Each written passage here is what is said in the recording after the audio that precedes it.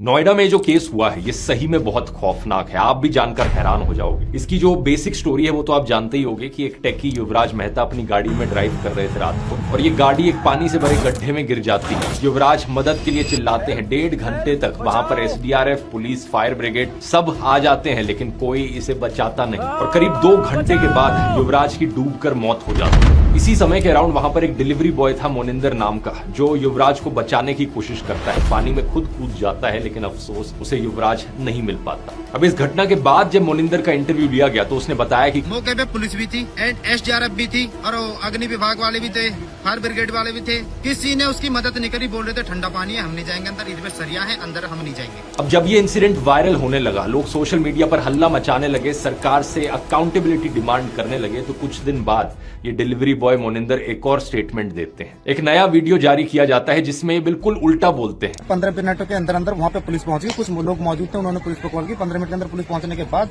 कुछ देर बाद ही SDRF, NDRF, fire brigade सब ही समय पर पहुंच चुके थे। उन्होंने पूरी मशक्कत के बाद लगभग कुछ समय बाद ही उसे बहुत जल्दी रेस्क्यू कर लिया था लड़के को। अब आप सोचोगे आखिर सच क्या है। मोनिंदर से जब एक और बार फिर पूछा गया तो उसने फाइनली हिम्मत जुटाकर हिंदुस्तान टाइम्स को सारा सच बता दिया। उसने बताया कि कैसे पुलिस ने उसे थाने बुलाया है, एक स्क्रिप्ट दी और जबरदस्ती पुलिस के फेवर में वीडियो रिकॉर्ड उससे करवाया गया। पुलिस ने उसे 4.5 घंटे तक पार्क में बिठाकर रखा था और धमकाते हुए कहा था 5-10 दिन के लिए गायब हो जा, केस तो 2-3 दिन में मीडिया से हट ही जाएगा लेकिन तू तो यहीं रहता है। सोचकर देखो दोस्तों, सरकार एक तो कितनी निकम्मी है कि बेसिक फैसिलिटीज तक सिटीजन को नहीं प्रोवाइड कर पा रही है, और दूसरा जब सच सामने आता है तो गुंडों की तरह बिहेव करते हैं सच को दबाने के लिए। मैं आपको बता दूं, जिस सड़क पर युवराज ड्राइव कर रहे थे उस सड़क का डिजाइन देखो। ऐसे 90 डिग्री के एंगल पर कहीं किसी डेवलप्ड कंट्री में आपको कोई सड़क नहीं दिखेगी। पहले तो इतने घटिया तरीके से एक सड़क बनाई गई, दूसरा कोई बैरियर तक नहीं लगाया गया, और तीसरा जब मदद की जरूरत थी ना तो वहां की एडमिनिस्ट्रेशन, पुलिस या फायर ब्रिगेड के पास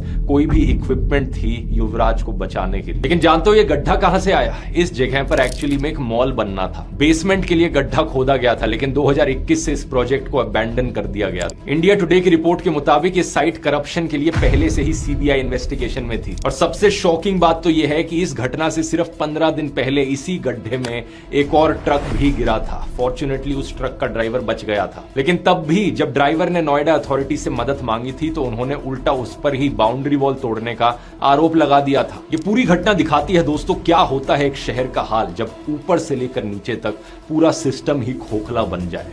नोएडा में बीजेपी की ट्रिपल इंजन सरकार है, ऊपर से लेकर नीचे तक सब कुछ बीजेपी के कंट्रोल में है। यहां तक कि नोएडा की डीएम पता है कौन है? ज्ञानेश कुमार की बेटी।